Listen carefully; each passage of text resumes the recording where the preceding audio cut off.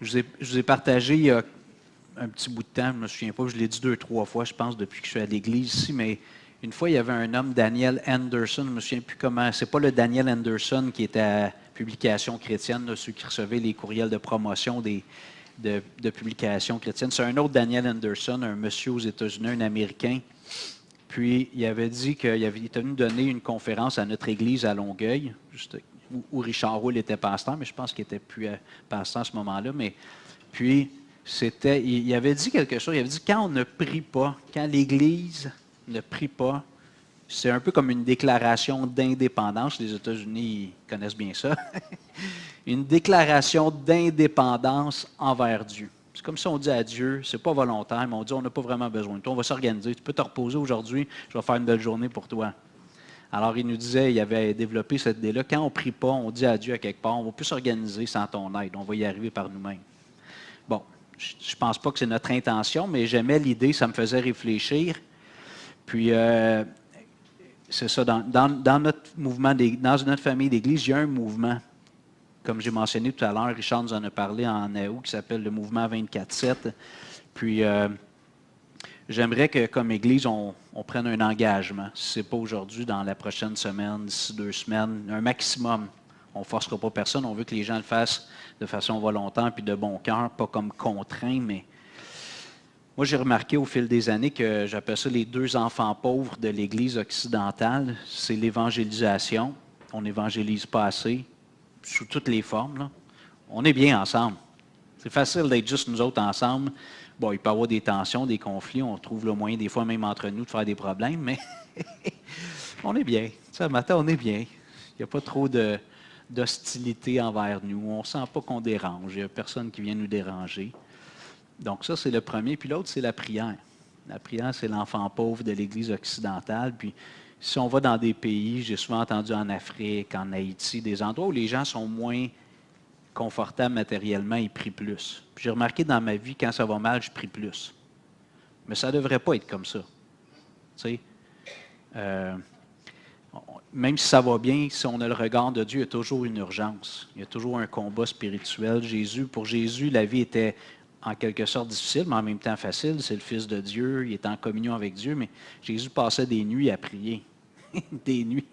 Moi, j'essaie de prier, soit après 3 minutes ou 30 secondes, je suis parti, pas dans les bras de Morphée, mais dans les bras du Seigneur. Alors, il faut toujours un petit peu, excusez l'expression, mais se flageller. Il faut un petit peu se fouetter pour l'évangélisation, pour la prière, parce que notre chair, ça ne tente pas vraiment. Tu sais, parler à quelqu'un que je ne vois pas là, pendant une demi-heure, c'est plus facile de parler à quelqu'un que je vois, avec qui j'ai une interaction physique. Puis aller évangéliser, ben on va en terrain hostile. Ça va arriver régulièrement, peut-être pas souvent, mais qu'on va avoir des réactions, des refus, l'indifférence. Tu sais, tu vas offrir ce qu'il y a de meilleur, puis les gens, ils t'ignorent. Fait que c'est dur un peu pour le moral. Alors ce matin, on parle de la prière. Alors j'aimerais, premièrement, qu'on reconnaisse notre besoin incessant de Dieu. Pour ce faire, je vous invite à aller dans Exode 33, s'il vous plaît. Exode 33.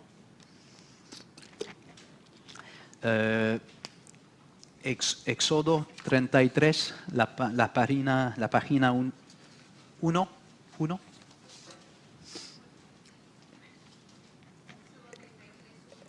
Éxodo 33.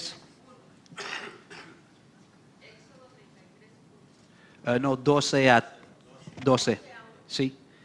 Mais ils ont le texte en espagnol, ils l'ont imprimé sur la feuille.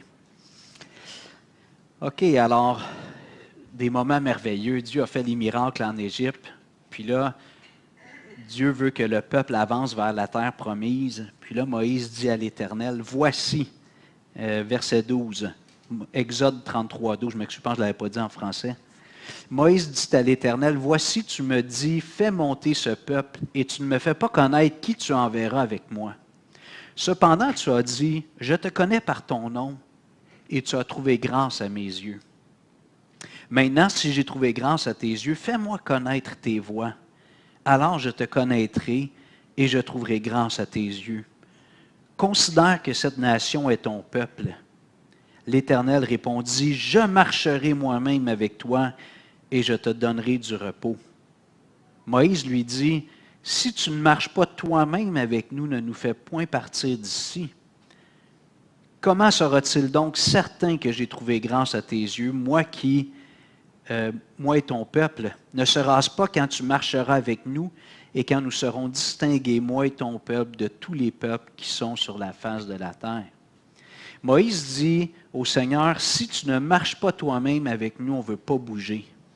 On reste ici, on ne lève pas le camp, on reste ici. Et je trouve que Moïse avait compris à travers probablement ses expériences avec Dieu, mais les plaies d'Égypte, tout ça, que si Dieu n'agit pas, la mission que Dieu lui confiait est trop grande pour lui. C'était trop grand pour lui de prendre un peuple qui vivait dans l'esclavage, dire à Pharaon, laisse aller le peuple. C'était une grosse commande. Moïse, il reconnaissait qu'il ne pouvait pas, puis Dieu lui a donné des signes, la verge, tout ça, puis les plaies. Mais là, un peu la même chose. Tu me demandes quelque chose de trop grand pour moi, Dieu. Il faut que tu sois avec nous autres, parce que sinon, on ne bouge pas. Et quand on prie, dans le fond, on est en train de dire à Dieu, on a besoin de toi. Tu sais, on va voir tout à l'heure rapidement le Notre Père, ce qu'on appelle le Notre Père, mais ça me fait drôle quand même de dire au Seigneur, donne-nous aujourd'hui notre pain quotidien, le frigidaire est plein. On a 2 frigidaires et congélateurs, un autre congélateur, on a un garde-manger. Ma femme a une réserve de survivaliste au sous-sol. Je veux dire, donne-nous aujourd'hui notre pain quotidien. Ça fait un peu phony. Tu sais. Mais j'ai appris à me discipliner et dire, tout peut partir comme ça. Un tremblement de terre, un incendie, tu peux tout perdre. Là. Ça n'arrive pas souvent, mais alors, de garder une attitude de dépendance. Quand on remercie Dieu pour la nourriture, même s'il y en a plein en réserve, des restants en masse dans le frigo, développer une attitude de dépendance. On vit dans un monde fragile, la santé, les biens matériels, les Ukrainiens qui se sont fait bombarder il y a un peu plus d'1 an, ton appartement est détruit par un obus. Fini le garde-manger puis le frigidaire. Là. Okay? Fait on vit dans un monde comme ça. Nous, on semble un petit peu à l'abri de ça. On a l'impression que, comme je dis aux gens, nos voisins au nord, c'est la Russie, puis à l'ouest, c'est la Chine puis la Russie. C'est nos voisins. Bon, de l'autre bord, c'est nos alliés. Mais quand même, la vie peut basculer rapidement. Alors, disons-le au Seigneur, par la prière, Seigneur, si tu ne marches pas avec nous, on n'avance pas. Là, on a un beau problème d'espace de plus en plus, mais il faut que ce soit le Seigneur qui ouvre le chemin devant nous. Parce qu'honnêtement, vous connaissez le marché immobilier à Montréal, c'est pas achetable. Fait qu'il faut que Dieu passe devant nous. Tu sais, le défi est trop grand pour nous. On a une propriété qu'on va peut-être vendre. En tout cas, il y en a qui ont d'autres rêves, mais on en parlera dans l'équipe, mais il faut que Dieu marche avec nous. Puis si on s'attend à Dieu, on peut s'attendre à voir des grandes choses. Il y avait un missionnaire, c'est-tu Wycliffe? Pas Wycliffe, voyons, j'oublie celui qui a traduit la Bible dans plein de langues. Là. Il y a un ministère, c'est ça, Wycliffe? Oui, Wycliffe. Puis il avait dit à un moment donné sur une phrase, des fois, avec le temps, on ne sait pas si c'est vraiment venu de lui, mais il avait dit « Attends-toi à des grandes choses de la part de Dieu, puis entreprends des grandes choses pour Dieu. » Moi, j'ai aimé ça. Je trouve ça motivant. Ce n'est pas un verset de la Bible, là, mais on pourrait prendre des versets. Tu sais, tout est possible à celui qui croit, puis si vous demandez de quelque chose, croyez que vous l'avez reçu. Puis, fait que ça stimule ma foi. Avec Dieu, il n'y a rien de trop grand. Puis quand le Seigneur a dit à Abraham, la dernière fois qu'il a promis, il a dit « L'an prochain, Sarah va te donner un fils. » Vous vous souvenez ce que Sarah l'a fait? Elle a ri. Puis ils ont appelé le fils Isaac. Il rit. Il se rit de Dieu. Il rit avec Dieu, on ne sait pas. Puis là, le Seigneur a dit, pourquoi ta femme, elle a ri? Et Dieu a dit, est-ce qu'il y a quelque chose d'étonnant de la part de l'Éternel? Est-ce qu'il y a quelque chose de surprenant? Y a-t-il quelque chose qui est trop grand pour Dieu? C'est impossible. Là. Humainement, là, ça ne marchait pas leur affaire. Ils avaient essayé toute leur vie d'avoir des enfants. Ils étaient rendus âgés, 100 ans, 90 ans. Alors, soyons comme Moïse, ayons cette attitude. Seigneur, si tu ne marches pas devant nous, on n'avance pas. Et ça, on va lui dire dans la prière. Quand on prie, on lui dit ça. Même si, admettons, les finances vont bien, c'est le fun, il se passe des belles choses. On ne veut pas s'appuyer sur les indicateurs physiques puis matériels. Paul dit, on marche par la foi et non par la vue. Les choses visibles sont passagères. Les invisibles sont éternelles. On veut regarder au Seigneur. C'est lui qui est au-dessus de de toutes les circonstances. Ensuite, Jésus a dit, on va aller dans le Nouveau Testament, Jean 15. Juan 15:1, sobre la página 1. Jean 15:1. Jean 15:1.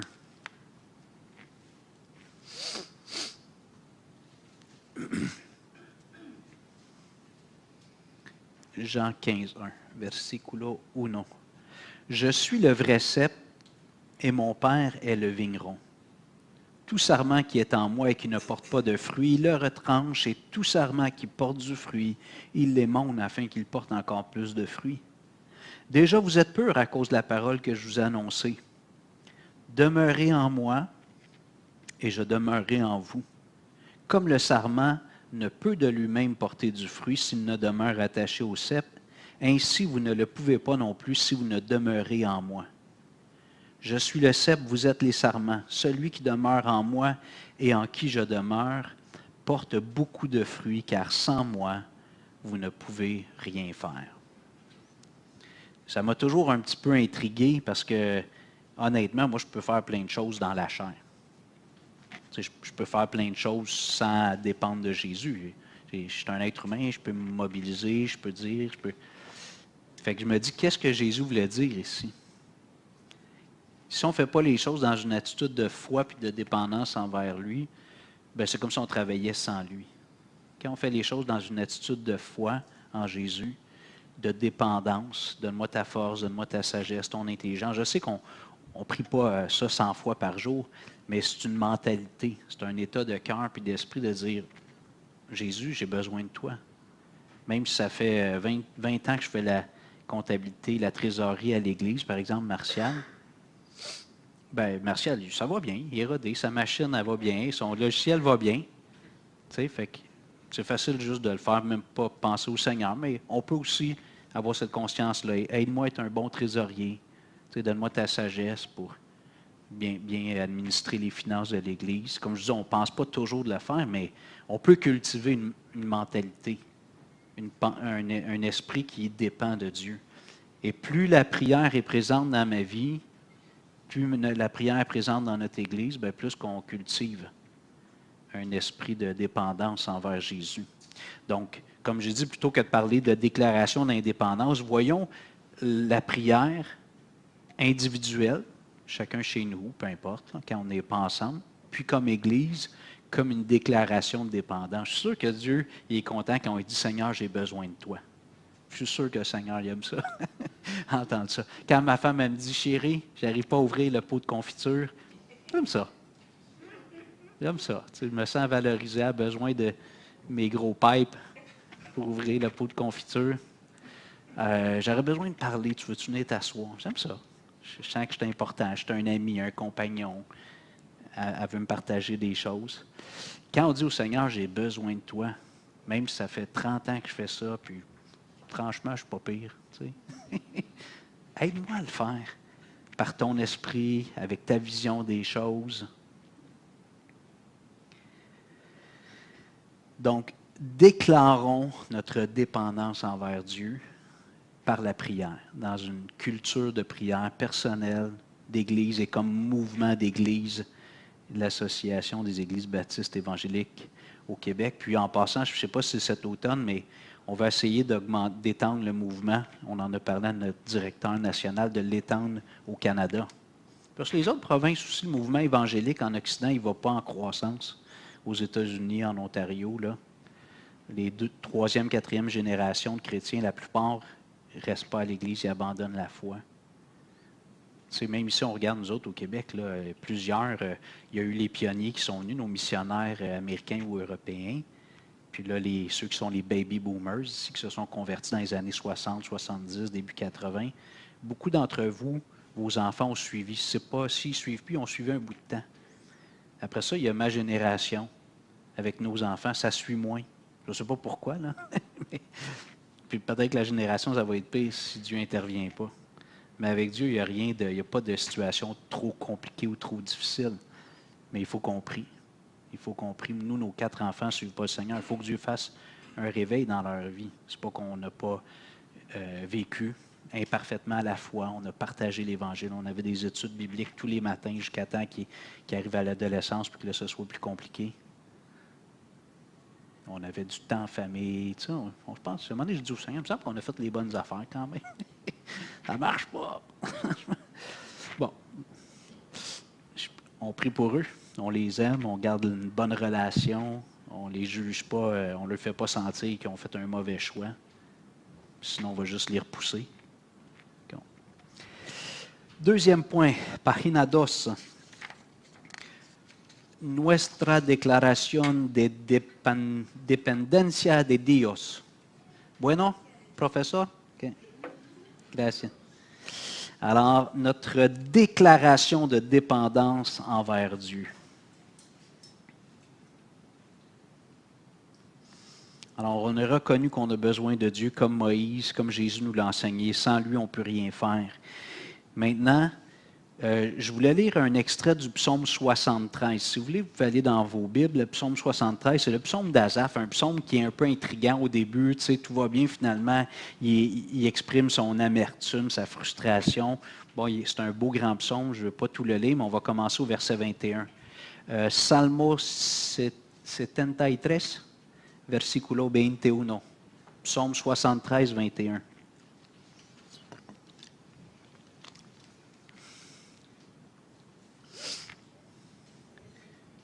Psaume 73, 21.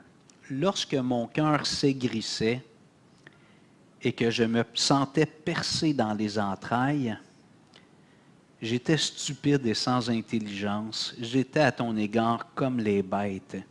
Et juste redonner le contexte, là, Asaph, il dit, moi, je marche avec toi depuis longtemps, puis la vie, j'ai des épreuves, ça ne va pas bien, soit de la maladie, des problèmes financiers, de la périte dans mon sous-sol. Puis il dit, il y a les autres qui se fichent de Dieu, puis ils ont une vie d'impie, font tout en dessous de la table, au noir, puis tout va bien, on dirait, pour eux autres. Fait qu'il dit, je ne comprends pas. Ça vaut-tu la peine de marcher avec toi? C'est comme ça son interrogation. Mais, par la grâce de Dieu, c'est un enfant de Dieu, il ne peut pas se passer de Dieu. Il dit au verset 23, 23, « Cependant, je suis toujours avec toi, tu m'as saisi la main droite. » 24.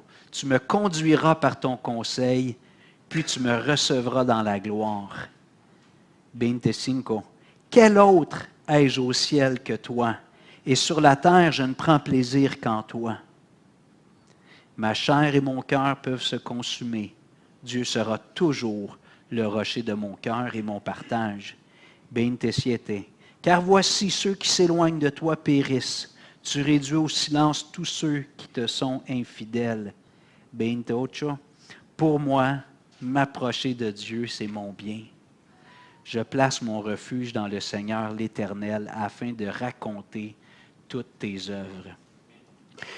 Ce que je voulais souligner ici, c'est, à travers ce psaume-là, c'est le fait que quand on a connu le Seigneur, comme Pierre a dit, si vous avez goûté que le Seigneur est bon, quand on a goûté à l'Évangile, à l'amour de Dieu à travers Jésus, ça nous envahit.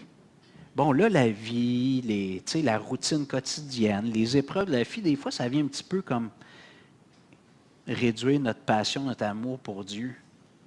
Puis la prière peut devenir comme une corvée, comme un devoir de chrétien. Mais quand je regarde ce passage-là ici, puis plein d'autres passages, ça devrait être un sujet de joie. Parce que fondamentalement, mon plus grand bien sur la terre, c'est Dieu, puis au ciel. Tu sais, j'aime ma femme, j'aime mes enfants, je vous aime. J'aime ma maison, mon auto, mes vacances. J'aime ça. Mais ces choses-là, il y a toujours une fin, puis il y a toujours une déception. Si je mets toute ma joie dans ces choses-là, même dans des personnes, des humains, à un moment donné, il y a de la déception, tu es déçu. Les circonstances, les personnes ne sont pas toujours comme tu veux. Puis comme chrétien, ce qu'on doit faire, c'est nous délecter de Dieu par-dessus tout. C'est d'être follement amoureux de Dieu. Puis quand les gens, quand nous-mêmes, quand les circonstances de la vie, la météo, nous déçoivent, bien, si notre joie est dans le Seigneur, on va réussir à s'élever un peu au-dessus de tout ça. On va continuer à être fonctionnel, à garder une bonne attitude. Puis... moi, j'ai remarqué dans ma vie, là, quand je vis une période où j'ai l'impression que ça va moins bien, là, on dirait que les choses, c'est pas à mon goût, puis ça amène mon caractère puis mon humeur. C'est pas compliqué. 99% du temps, je laisse une porte peut-être pour d'autres choses, parce que je n'ai pas la science infuse, là, mais c'est parce que il y a quelque chose autour de moi, dans mon environnement. Des fois, ça peut être moi, que je me suis déçu, au lieu d'aimer Dieu plutôt que moi-même, par-dessus tout, au lieu d'aimer ma femme. Là. C'est souvent ça, en tout cas. Je vous parle de mon expérience, là, je ne veux pas vous imposer l'idée, mais Asaph, ici, il dit, garde, il dit, verset 25, Bente cinco, quel autre ai-je au ciel que toi, et sur la terre, je ne prends plaisir qu'en toi. J'ai souvent entendu, je ne sais pas, ça doit être des récits vrais, parce que je ne peux pas croire que ça n'a pas été dit, mais des chrétiens, ou encore aujourd'hui, il y a des chrétiens qui meurent à cause de leur foi. Là. On les tue. Bon, ça passe souvent par du mépris, peut-être les persécutions physiques, la prison, mais... Puis quelqu'un a écrit un jour, puis je ne sais pas, je suis sûr qu'il y en a plein qui l'ont pensé, vous pouvez tout m'enlever, même ma vie, mais vous ne pouvez pas m'enlever Jésus. C'est lui mon trésor. Et quand on a cette perspective-là, là, on a l'air au-dessus. Vous comprenez? Quand je regarde Étienne, je reviens souvent avec ça, Étienne dans Acte 7, quand il se fait lapider, il dit, je vois Jésus à la droite de Dieu, puis ça dit que son visage est comme un ange. Il est en train de se faire lancer des roches, puis il en est mort. Je me dis, wow, il était à un autre niveau, lui. Là. On en a parlé là, dans Matthieu, les persécutions, mais je dis, OK, là, je ne reçois pas des roches, moi, là. Je reçois des épreuves. Tu sais, des épreuves de la vie, des déceptions. Je me déçois moi-même des fois. Mais si je focalise mes pensées, mon cœur, mes affections sur le Seigneur, la joie revient. Les nuages s'en vont. C'est lui le soleil, l'étoile brillante du matin. Maintenant, j'aimerais qu'on réfléchisse rapidement. J'avais déjà emmené une petite série là-dessus au début de mon ministère ici. Le Notre Père, Matthieu 6. Matthieu 6, 9. Mateo 6, versículo 9. Mateo 6, sobre la página 2. Matthieu 6, verset 9 à 13. On le connaît, là. Hein? Il y a plusieurs qui pourraient. On ne le récitera pas, parce que ça va faire un petit peu cateau. Notre Père qui es aux cieux. Que ton nom. Oui. OK, alors, intéressant, parce que, bon, dans Luc, le contexte, c'est les disciples qui demandent à Jésus, enseigne-nous à prier. Alors, moi, souvent, quand j'introduis ce passage-là en parlant, ben, je dis, ici, Jésus donne un enseignement formel. Malheureusement, dans la tradition catholique, plusieurs d'entre vous, vous le récitiez par cœur, avec en égrenant un chapelet, puis avec d'autres prières qui sont odieuses, mais c'était mécanique. Fait que le réflexe, peut-être, si vous avez vécu ça, c'est d'évacuer cette prière-là, parce que ça vous rappelle ces souvenirs-là de notre Père qui est aux cieux. Mais Jésus l'a enseigné, fait qu'il faut à un moment donné démêler la façon que ça a été, on a abusé, puis on a mal enseigné avec cette prière-là, puis revenir. Alors Jésus dit, voici donc comment vous devez prier. Donc c'est formel, c'est pédagogique. Notre Père qui es aux cieux, que ton nom soit sanctifié, que ton règne vienne, que ta volonté soit faite sur la terre comme au ciel. La première chose que Jésus nous dit de faire à travers cette prière-là, c'est de désirer Dieu par-dessus tout. Moi, souvent, mon réflexe, là, quand je monte dans ma chambre, je me mets à genoux. Là.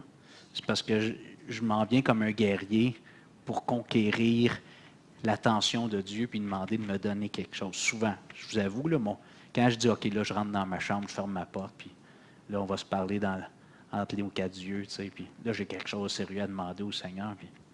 Mais Jésus dit, quand tu pries, commence par mettre ton attention sur Dieu. Dieu le Père, notre Père qui est aux cieux. Et là, les 3 premières requêtes, bon, on peut les développer, là, mais ça prendrait du temps, mais que ton nom soit sanctifié, c'est ta personne. Moi, j'ai souvent l'image du sapin de Noël, là, l'étoile en haut, là, c'est Dieu qui doit être là. Pas moi, pas mes projets, pas ma femme, pas mon travail. C'est Dieu. Que ton nom soit sanctifié dans ma vie. C'est toi qui as la place numéro 1. Puis de toute façon, quand je ne fais pas ça, je ne suis pas heureux. Tous les commandements que Dieu nous donne, c'est pour notre bonheur. que ton nom soit sanctifié, que ton règne vienne. Puis là, je prie pour moi. Aide-moi à vivre comme un de tes sujets, un sujet du roi des rois. Viens dans la vie de mes enfants, dans nos gouvernements, puis ainsi de suite, notre Église, que ton règne vienne. On ne veut pas que ce soit des hommeries. On veut que ce soit toi qui règne, qui gouverne. Que ta volonté soit faite sur la terre comme dans les cieux. C'est comme une prière de consécration. On voit Jésus dans le jardin qui dit non pas ma volonté, mais la tienne. Il payait le prix fort. Là. Que ta volonté soit faite. Ce qui est important, c'est ta volonté, ce n'est pas la mienne. Ce n'est pas mes désirs, mes projets. Dieu met des choses dans nos cœurs, puis j'ose espérer que si on est guidé par l'Esprit, souvent nos projets viennent de Dieu, parce que son Esprit nous habite. Mais quand même, on a toujours la porte, ça se peut que je sois dans le champ gauche. Que ta volonté soit faite. Je ne veux pas t'imposer mon projet. Donc, que ton nom soit sanctifié, que ton règne vienne, que ta volonté soit faite. Donc, la prière, selon Jésus, ça commence par recentrer nos priorités. Mettre Dieu en premier. C'est lui qui nous satisfait. Et vous vous souvenez du premier commandement, quand quelqu'un est venu voir Jésus un jour, lui a demandé, c'est quoi le plus grand commandement? Ouais, Jésus a dit, le premier, voici le plus grand, le premier, tu aimeras le Seigneur ton Dieu de tout ton cœur, toute ton âme, toute ta force, toute ta pensée. Étant donné que Dieu est bon, tout ce que Dieu nous donne comme directive, c'est pour notre bonheur. Nous, on ne comprend pas toujours.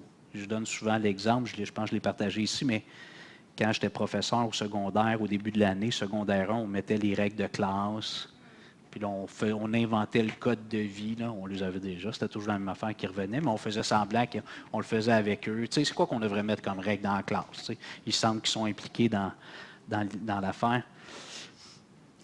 Puis, là, j'arrivais au devoir. Moi, je vais vous donner des devoirs, tu sais. Puis, mais pour que vous compreniez pourquoi je vous donne des devoirs, même si ça ne fait pas plaisir, je vais vous donner un exemple. Alors, dis-moi, mes enfants sont petits à ce moment-là, mes enfants étaient encore petits. On avait un bungalow en tri-split, là, tu rentres puis tu peux monter ou descendre. Puis, on avait mis une barrière en bois en haut de l'escalier. Fait que là, je dis ça à des élèves de secondaire 1. Je dis, pourquoi j'ai mis une barrière d'après vous? Bien, monsieur, tu ne veux pas que tes enfants tombent? Monsieur, mais il me disait-tu, c'était drôle. Monsieur, tu veux-tu? Tu ne veux pas que tes enfants tombent? OK, pourquoi je ne veux pas qu'ils tombent? Là, il y avait de la misère à le dire. Bien, parce que tu ne veux pas qu'ils se fassent mal. Oui, mais pourquoi je ne veux pas qu'ils se fassent mal? Il y avait de la misère, hein, des ados. Fait que là, je dessinais un cœur au tableau.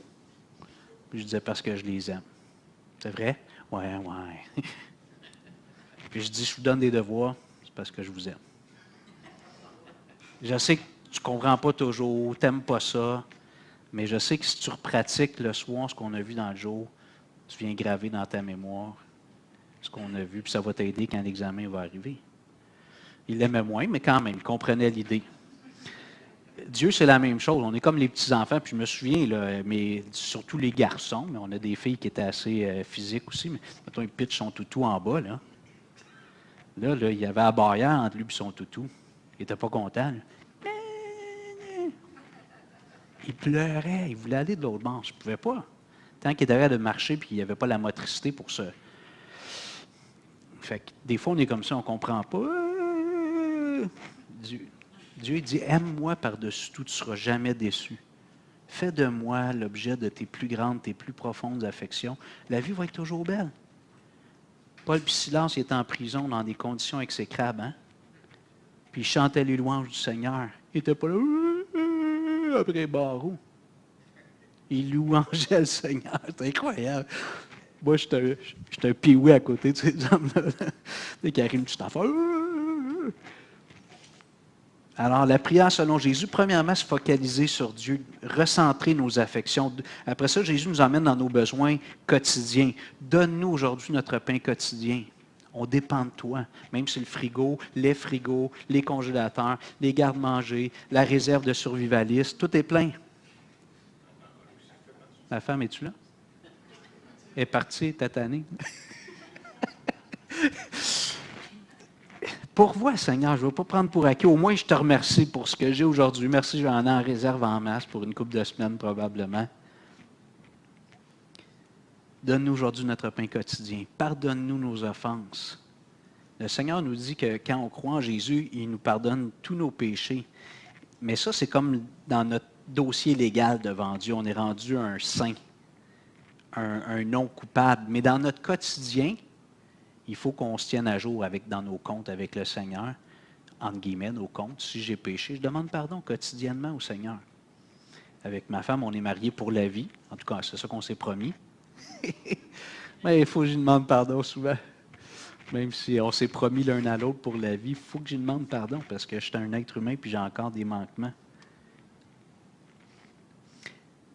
Et là, Jésus ajoute, puis celle-là, on la trouve difficile, comme nous pardonnons aussi. Moi, de demander pardon à Dieu 9 fois sur 10, je trouve ça pas pire. Des fois, je me sens sale, tu sais, puis j'ai honte de moi. Là, j'ai plus de misère à demander pardon. Je suis honteux. Mais souvent, comme je dis, bon, je me suis trompé, merci pour ton pardon en Jésus. Gna, gna. Mais là, quand je dis comme nous pardonnons, là, ça m'amène à réfléchir. Y a-t-il quelqu'un envers qui je tiens une rancune? Est-ce que je tiens rancune? Ma femme, mes enfants, un frère, une sœur, M. Trudeau, M. Legault, Mme Plante qui met des sens uniques partout. Je suis obligé d'examiner mon cœur. Puis si je n'ai pas pardonné, je dois pardonner. Puis là, je fais un peu de pas psychologie, mais on est fait comme ça, c'est libérateur. Quand on est rancunier, c'est comme de la gangrène. Hein? Quand on pardonne, ça libère. Fait que ça fait un peu pas psychologie, mais c'est quand même vrai. On est fait comme ça. On n'est pas fait pour vivre dans la rancune. Dieu ne nous a pas créés pour ça. Pardonne-nous nos offenses comme si nous pardonnons à ceux qui nous ont offensés, puis ne nous induis pas en tentation, mais délivre-nous du mal. Ça, j'oublie souvent celle-là. Puis là, ça va mal. Puis là, je dis, Seigneur, pourquoi ça va mal? OK. Mais Hugo, as-tu prié pour la protection spirituelle? T'as-tu demandé que le Père Céleste te protège? Oui, mais je suis sauvé, j'ai l'armure du chrétien. Puis... Non, il dit, prie pour ça, prends pas pour acquis. Paul dit de se revêtir de toutes les armes de Dieu. Il faut qu'on soit prêt pour le combat quotidiennement. Troisième point. OK, alors là, je vais vite pas mal. Ça va bien. Pagina 5. J'ai sauté pas mal notre Père. J'avais plus de notes que ça, c'est pas grave. 3 niveaux d'engagement. Alors, premièrement, on a vu, je récapitule, on reconnaît notre besoin de Dieu. Comme Moïse qui a dit, si tu n'es pas avec nous, on ne part pas. Deuxièmement, on déclare au Seigneur qu'on a besoin de lui. À travers de notre Père, puis on aurait pu regarder plein d'autres prières, Psaume 73, j'ai besoin de toi, Dieu. Tout le temps. J'ai besoin que tu sois au centre, j'ai besoin que tu prennes soin de moi, tu me protèges et tout ça. J'avais oublié la dernière phrase de notre Père, car c'est à toi qu'appartiennent dans tous les siècles le règne, la puissance et la gloire. Ça, c'est comme une confession, on a confiance. C'est à Dieu qu'appartiennent dans tous les siècles le règne, la puissance, la gloire. Il n'y a pas rien de trop grand pour lui. Là. Il possède tout, il fait ce qu'il veut. Et là, maintenant, j'arrive de façon tangible, et là, on va passer l'autre feuille. Julien, tu veux-tu les passer? Ça, c'est les feuilles d'engagement. Engagez-vous. Tu veux-tu passer ça? C'est correct, Julien? Oui. OK. Ça, c'est une feuille que Richard Roule a donnée. Je ne sais pas si vous l'avez déjà eue. Il y en a 35, fait qu'il n'y en a peut-être pas pour tous les adultes, peut-être une par couple. Si vous dites « je l'ai déjà », laissez passer. J'en ai imprimé seulement 35. Peut-être manqué de fois, mais... Alors, comment on peut s'engager à être... René, tu veux-tu mettre le fichier, s'il te plaît? 3 niveaux d'engagement. Des fois, il y en a juste le mot engagement, ça les répugne, là, mais dans la vie, c'est ça. Il faut s'engager dans les relations, dans le travail, dans les études, dans l'Église. Alors, le mouvement 24/7, puis il y a 3 versets, là, ici, on va les regarder ensemble, mais je vais aller quand même un petit peu vite. Mais alors, là, j'aimerais ça que je vous encourage. Bien, Richard en a parlé. Si vous êtes prêts à cocher puis à signer, faites-le. Mais vous pouvez attendre puis partager ça la semaine prochaine. Si vous ne voulez pas mettre votre nom, ça ne me dérange pas. J'aimerais revoir les feuilles, moi. Okay? Je vous en redonnerai une vierge, vous pourrez relire ce qu'il faut faire. Là. J'aimerais ça voir les engagements. Si vous voulez mettre votre nom, vous le mettez. Si vous voulez mettre un X, mettez un X ou un Y ou un Z. Ça ne dérange pas. Alors, le premier niveau d'engagement, Richard nous en avait parlé, mais j'avais dit que je reviendrai un petit peu avec ça pour le temps de... Il me reste une dizaine de minutes pour réfléchir. La phase 1, Parce que Richard nous disait, t'es mieux de ne pas partir en lion puis finir en mouton. T'es mieux quand tu t'engages de le faire. Fait que si tu veux, fais juste la phase 1.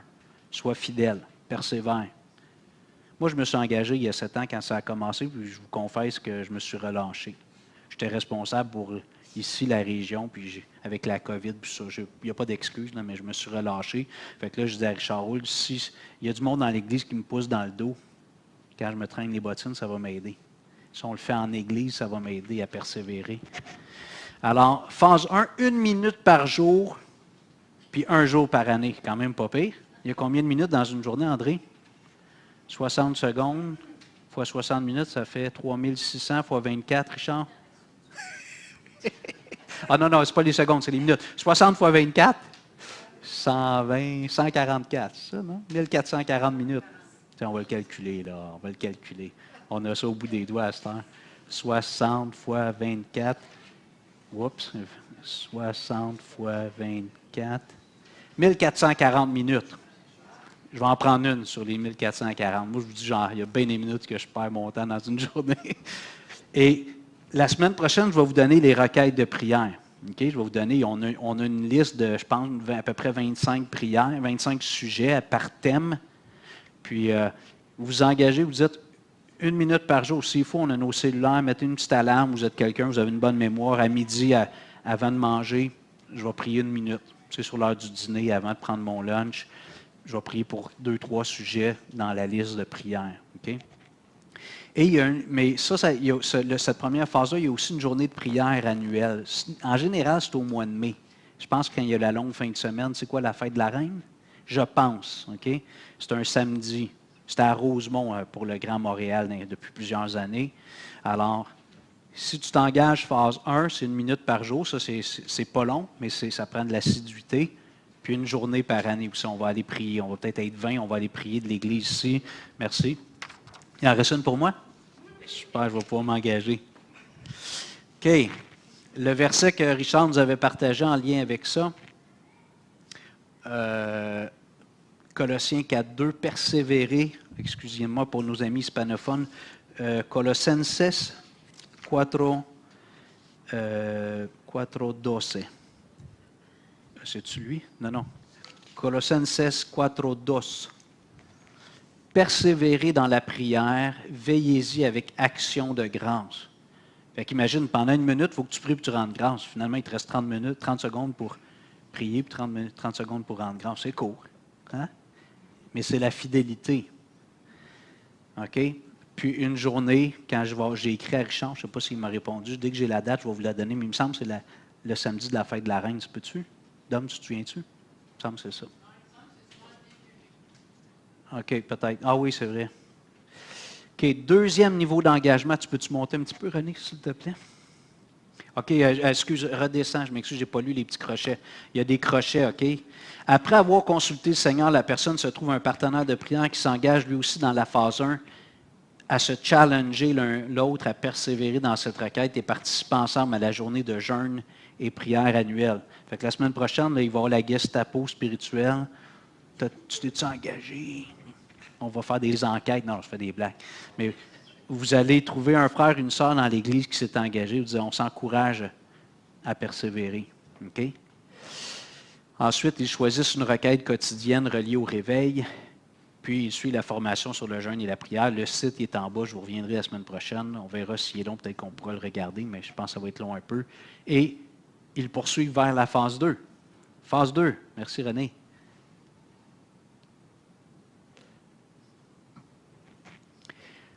C'est la phase 1, donc c'est tout ce qu'on vient de voir, puis on ajoute. Phase 1, plus une rencontre mensuelle en présentiel ou en ligne.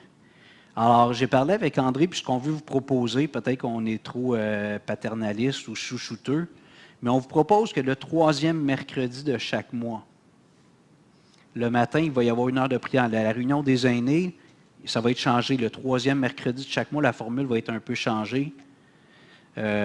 André va moins parler. On va parler au Seigneur pendant 1 heure. On va prendre 1 heure spéciale de prière avec la feuille, les 25 requêtes. Okay? Puis le soir, le même mercredi, sur Zoom, pour l'instant on est sur Zoom, on va prier sur Zoom pendant 1 heure. On va changer un petit peu la formule. Ceux qui n'ont jamais fait ça, ça nous travaille un peu au début, mais c'est pas pire finalement. On s'habitue 1 heure de prière. Je ne dirais pas plus on est, là, parce qu'à 100, ça serait pénible un peu, mais si tu 10, 12, là, c'est le fun. Ça passe quand même relativement vite. Puis, OK, on donnera des petites instructions. Je vais animer les réunions les premières semaines, puis après ça, ce sera d'autres personnes qui animeront le temps de prière.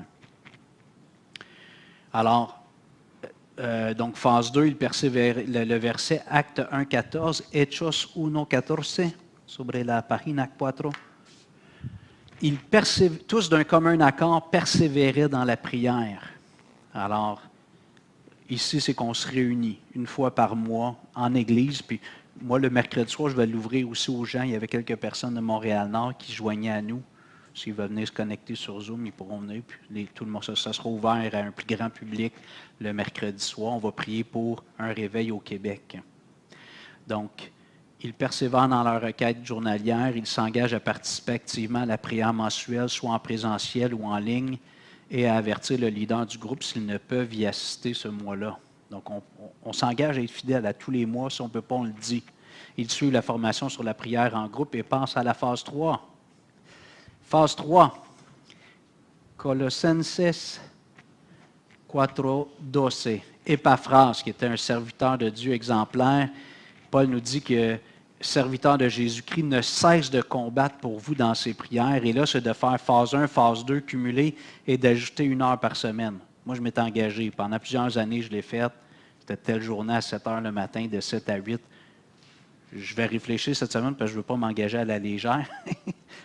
Mais je prie déjà pour d'autres choses, mais lentement, j'ai délaissé. Mais ça, c'est 1 heure par semaine. On est rendu au niveau 3. On fait toutes les autres, puis on ajoute 1 heure. Je lis les crochets ici.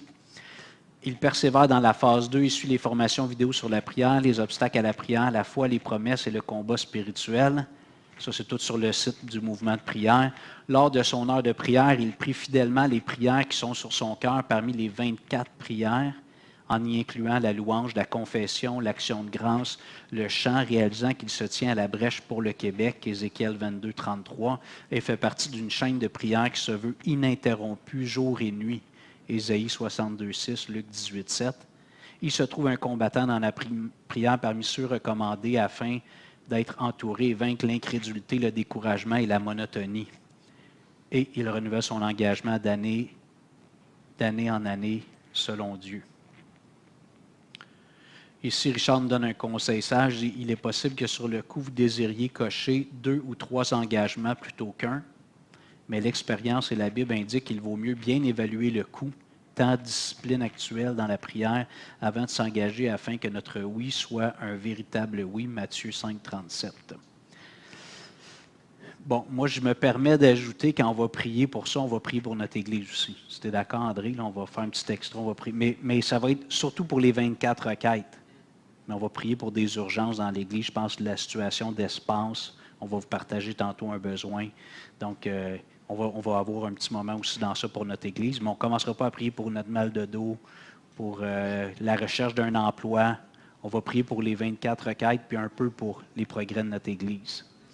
Alors, je veux vous encourager, frères et sœurs, à réfléchir. C'est tangible, hein? C'est rare qu'il y ait un message avec 3 niveaux d'engagement. Nathalie? Oui, vas-y.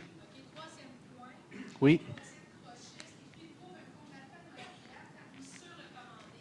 Ça, il faudrait que je vois avec Richard Roule. Il faut que ce soit quelqu'un qui fait l'heure de prière par semaine. Fait que je vais demander à Richard comment, si il y a quelqu'un dans l'Église, Jésus a dit de prier, de ne pas prier au coin des rues, mais on peut dire qu'on s'est impliqué dans l'heure. Je ne pense pas que c'est de l'orgueil et de la prétention. Là. En tout cas, on verra comment on trouvera, mais je validerai avec Richard Roule, OK? Si jamais vous allez au niveau 3, comment trouver un combattant avec vous, une combattante. Mais j'aimerais ça vous encourager cette semaine. Emmenez la feuille, même si tu dis, ça ne m'intéresse pas, emmenez-la. Puis avant de cocher 1, 2, 3 ou 3, réfléchissez, priez pour être fidèle dans ce qu'on va faire. Je termine avec ça, j'étais au CA de Sembec jeudi cette semaine, puis il y a Louis Bourque qui est notre directeur général, puis François Turcotte qui est notre directeur du séminaire. Puis il dit actuellement au Québec, puis je pense en Occident, là, probablement 7-8 églises sur 10, ils gèrent la décroissance. l'Église est en train de diminuer. Je veux dire qu'il y en a 2, 3 sur 10, ça peut arriver. Mais là, c'est l'inverse. C'est 2, 3 sur 10 qui sont en croissance. Donc, il faut compris. Les niveaux d'âge, les plus jeunes générations, plusieurs abandonnent la foi, les églises vieillissent, à un moment donné, il y a la promotion dans la gloire, c'est merveilleux, mais ça enlève des guerriers dans l'Église, sur la terre. Alors, il faut prier. Jean-Marie Famille, ceux qui le connaissaient, il disait, le feu est pris, là. Au Québec, là, je pense que c'est tout l'Occident, là, perso, mais il y a une couple de belles histoires des égouts, on a un problème d'espace, c'est bien, mais on ne veut jamais prendre pour acquis ce qui se passe. Puis la situation générale n'est pas très encourageante. Alors, je vais terminer. Vous pouvez vous lever, on va prier ensemble, s'il vous plaît.